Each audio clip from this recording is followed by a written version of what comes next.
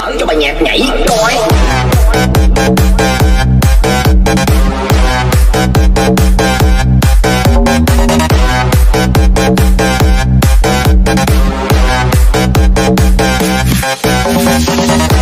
Ai chẳng mong muốn bên gia đình, không phải lo lắng cho ngày mai.